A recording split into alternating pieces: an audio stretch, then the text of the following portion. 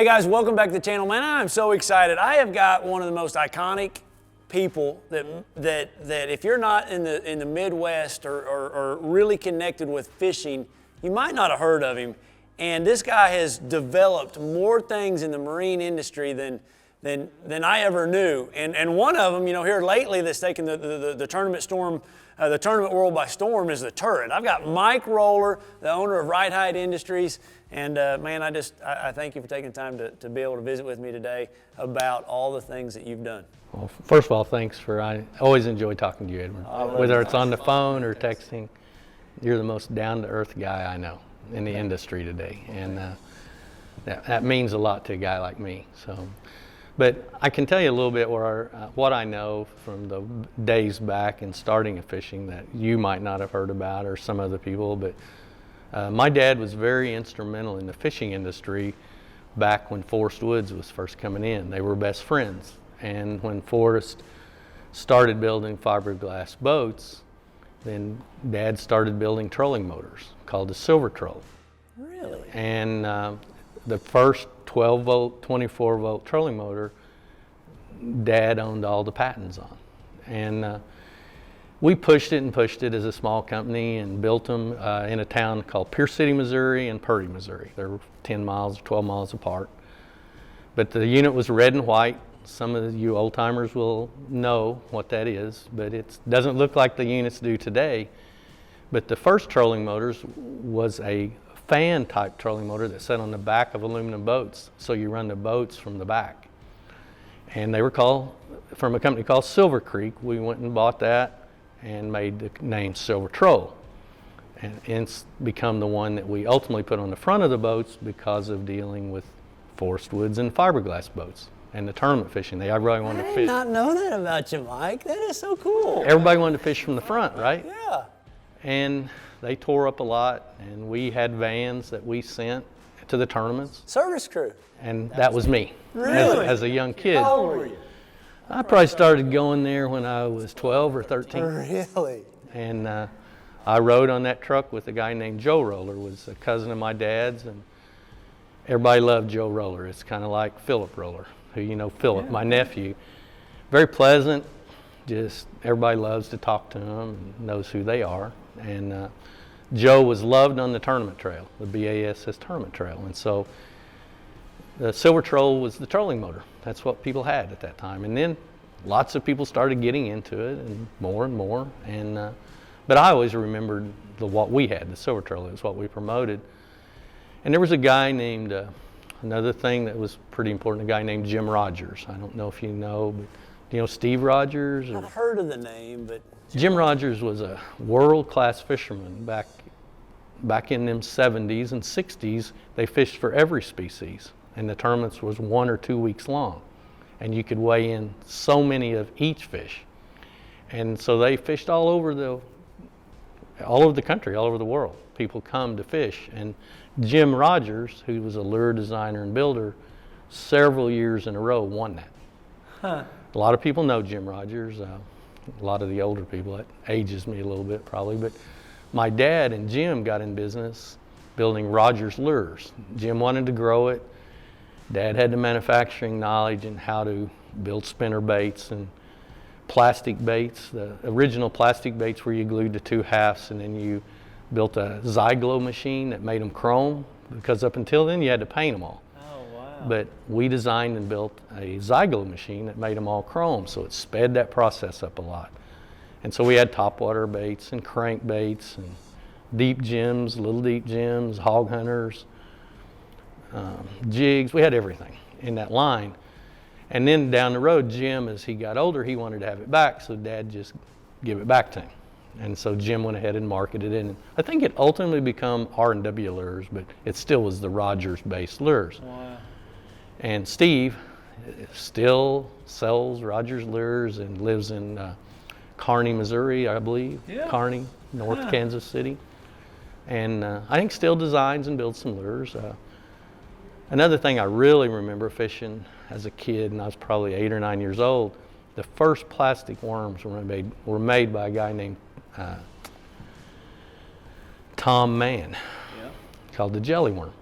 The first worms we had to fish with had 2 rigged hooks with a line through them and a spinner.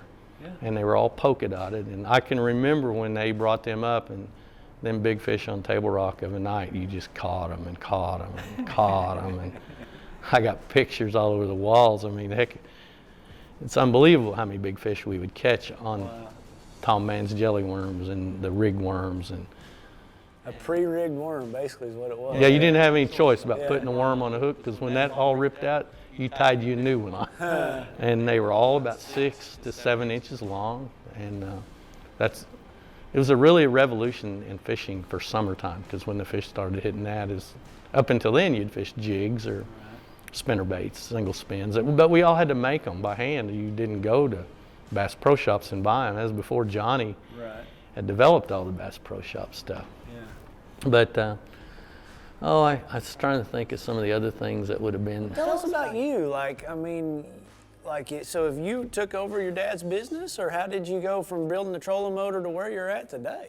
I started out working on the service van when I was 12 or 13, 10. I was young. I was just a kid. I was in everybody's way. But I got to fish with, did you know Billy Westmoreland? I've always heard of him. I never did know him. But the most famous person, now Jim Rogers, I got to fish with him all the time, just like I fished with Stacy. But I love fishing with Billy Westmoreland, who was a football player, Tennessee, the best guide on Dale Hollow, and he always fished with a thing called Flying Rhine. And he built these spinning rods. He was the first spinning rod type guy, because he didn't ever fish with casting rods. And so I love to go to Dale Hollow and fish with Billy a couple times a year, and because he was always on the BASS tour, and Dad fished the BASS tour some. And so I was busy working. But then when I got done, I went to work for Dad and worked in the manufacturing, and it was all machines made from Bridgeports, mills, lathes. You did it by hand. You might as well took a cordless drill. And we worked a lot for the government, built trolling motor parts, fishing lure parts, agricultural parts. We have parts that went to the moon. Really? That Land Rover you've seen that was on the moon, we built the battery cases that went inside that. Really? So if you go to Florida and you go in there and look, I took my kids down and showed them exactly some of the things we built. And then the Saturn, I can't remember if it's Saturn 6 or 2, the first Saturn missile that went to the moon, we built the copper boosters in the back. And so you can look up in the back and see them big copper rings that are about right out of Purdy, Missouri. Probably 3 foot long, and got big holes for the fumes come out. We did that in Purdy, and so that all forced us to automate. And so we were kind of ahead of our time, and so I was young, and we got the first pegboards machines, then we went to NC machine, or tape machines, then NC machines, then computer controlled machines. And so I just kind of grew up working in an environment, and like I said, I went off to college for a couple years and became bored, and Dad wanted me to come back and go to work, so I come back and went to work at the plant. I was probably 20, and I worked day and night, and I've been at the plant, I consider it 51 years. It's probably a few more years than that, but I've seen a lot of things change in the manufacturing. And I don't know, have you been in our plant to see how we do things? I've got to see glimpses of it when I've been there to pick up the turret. And So we build a lot of oil field parts and have to compete against China and the world, and we're very good at that. And so I'm a manufacturer type. I have no degrees, no education other than taught how to build things, how to make things. But when the turret came about, Tim Hughes, which a lot of people would know him as a lure painter and designer for years, he's always been a friend of mine and Stacy's, and he was bugging us about when the forward-facing sonars come out. He said, "You need to come look at this deal I got." So he's always trying to get me to come crappie fishing and tell me these stories. Well, I didn't have a forward-facing sonar. And one day it was raining and a nasty day, and I called Stacy. I said, "Let's go to Timmy's." He said, "Okay." And literally, no offense to Timmy, but it was taped on the boat, glued on with some silicone, and on the side, just up from the steering wheel. But it'd work. He had a little foot control deal. He had 3D modeled, and so I looked at all that and I thought, oh no, because the wiring, I mean, is nothing like what you see today we have. And so I talked to Timmy that day a little bit about it, and I got in the truck with Stacy coming home, and I said, Stacy, I don't think that thing has any market. I said, I'm gonna think about it, but I said, how would you ever attach to it? And so I took a month or so, and I called Stacy one day, and I said, I'm gonna go make Tim an offer. I said, I got in my mind how I could attach that to a trolling motor and how I could make it waterproof, and I could use our trolling motor experience, how we could do the wiring and maybe enhance that thing where spot lock trolling motors could be separated. And he said, okay. He said, well, we probably ought to get us a forward-facing camera, don't you think? Get on a boat to start with. So we did. How long ago was this? I'm just curious. How long was the process from that to 2019, probably February or March. Quick. And so we got us one of them forward-facing sonars. It was a Garmin. It was kind of the first ones out, and we put that on our boats. We couldn't see nothing. I mean, that screen was so hazed up or electrified, and we'd see something go by there once in a while. So we was mad every day. But we fished and we played with it, and he just kept saying to me, we got to learn how to adjust it. We got to learn how to adjust it. And I'd say, well, there's got to be more to it than adjusting it. I said, we got to do something. There's got to be currents. There's got to be something to enhance it. And so we took several different things. Some of the approaches I used was I wanted it completely sealed. And so we took some molecular metal plastics, there's many grades of it, and milled the pockets and laid the motor in there. And then we fixed the wiring harnesses where we come out, where it was kind of like a depth finder you could plug on. And so we take it back to the lake, and we moved that shaft where it hooked onto the trolling motors with 3 or 4 screws and got it away from the shaft. And it helped. I mean, we thought, well, we're a little better, but Stacy being the eternal negative, this ain't good enough, this ain't gonna work. And so I know it's not gonna work. So he'd push me to get back, and so I told Timmy, and I said, yeah, I think we can make it work. I said, but I want you to sign me the patent, and I'll fight it through. There's gonna be a whole lot of work to do. And he did. He's gracious enough, and he wanted to see it go somewhere. Yeah. And I said, I'm not promising nothing. I said, I think I can get it built. I just don't know if you can ever hit the market. Right. I said, I doubt it. I don't know. So we went through all the paperwork and did all that, and we corrected some angles on the camera because the way the camera's built, it has to dodge the lower unit. Mm-hmm. And we corrected that, and all this time we're calling Garmin and bugging the snot out of them about how do you want to adjust the ghost tree? How do you want to gain? How do you want to do this? And they was so gracious about telling us and working with us, because I think every one of us was all learning together. Right. I mean, there's just going to be a tremendous idea if we could ever get it all developed. And they were selling, and people was fighting, and I was constantly saying, we got to educate on everybody how to look at the screen, or no matter how good a product we build, if you can't get it dialed in. Right. You hear that term all the time, dial it in. And so we kept working, and we kept getting interference out. And probably in a year, I'm going to say, we started in February 2019. I'm going to say we came to the market with that. I'd have to look, but I'm going to say 1st of June in 2020. Wow. And then we seen it right quick. Everybody started buying that thing and telling us things they seen and things we seen. And pretty soon, Stacy saying, hey, we've got it. I can see them 3 fish over there. And so I can remember the days we'd go, and especially smallmouth fishing, Stacy, he'd go to the back of the boat. And he'd say, just tell me at which angle them fish are. Is it 10 o'clock over there? Is it 8 o'clock? And he'd fire over there and catch one. Or he'd say, and so we learned a lot by just going day after day and tuning in the unit. And And we learned a lot about them suspended fish, of how they're running around out there in the middle of the lake and the rivers. And you could take that camera and set that thing out there at 60 foot and 60 foot down and see hundreds of them. Right. And then we got it tuned in good enough you could see your lure. Well, that was even better when you could touch that thing around over there. And then we built a remote, which worked real good for crappie. Bass fishermen need the foot control because you need your hands, but we had a great time doing it. Just, I'd hate to say how many days me and him spent on the water working on the turret, griping about the turret, but just catching the snot out of it. That's amazing. I never realized it came about that quick. That just goes to show how amazing your business is. Like, I know that's not the only thing you make in the marine industry. What else do you make?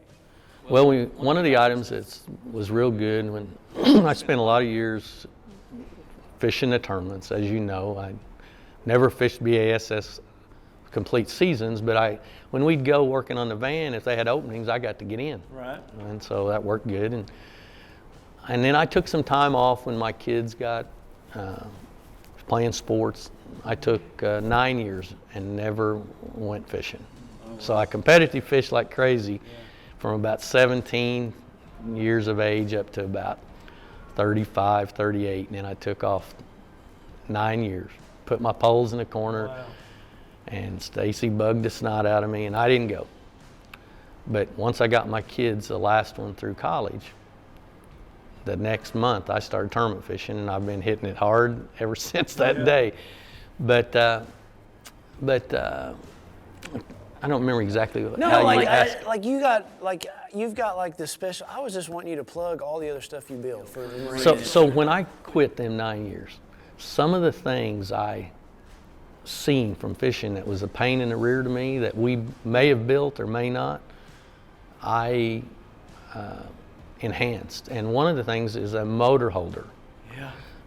What I hated is I would get to the tournament and it had my lower unit scratched up because it was, we built the aluminum brackets. Mm-hmm. And he's talking about the motor toter that attached to your trailer. It's over the trim. Goes, yep.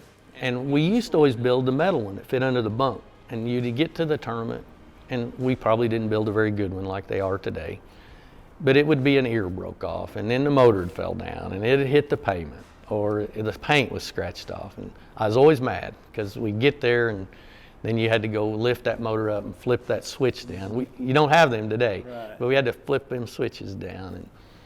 And in the old days, that was trouble. So I come up with that motor holder, and I patented it, and it floats, and it fits most motors. And so you slide that thing in there, and it's the handiest tool because now you don't get oil and grease on your shirt. When you reach down to take that one off, you just slide that little plastic deal on there. And it's been a really great item for us. Also, then we made these fishing buoys called the best buoys, snapped together. You can snap them as far. And it's been probably the mainstay of item. We also make the poly wrenches that used to be throwaway. Oh, yeah.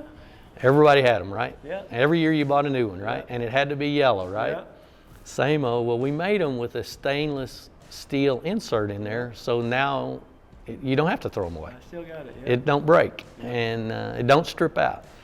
And so we did that and tried other colors. I always thought, why in the world wouldn't blue and red work good, or black? But we always get back to yellow. The yellow outsells them day in, day out. We make trim extenders that, and when I say that, I want to be real careful how I say that. As they build boats, and you got to remember I was around when the first fiberglass boats were built. If the angles of the transom wasn't at the right angle, they had trouble getting the lift out of the motors because of getting the motors to tie in with the.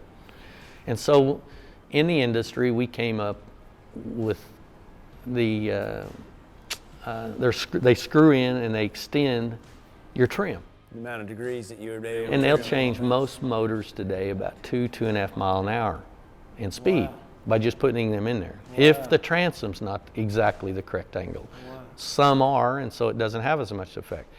But in the day, and that's another thing I'd really like to tell you, because I know you don't know this either. We were the first people to build jack plates. Back in the early 90s, a guy named Pat Kinsey from Cape Fear, Missouri, and a lot of people would know him, wasn't a fisherman, but I'm going to call him a blacksmith. Pat, you would take your boat down and he would hammer you a steel prop, because we only had aluminum props, right, in the 90s.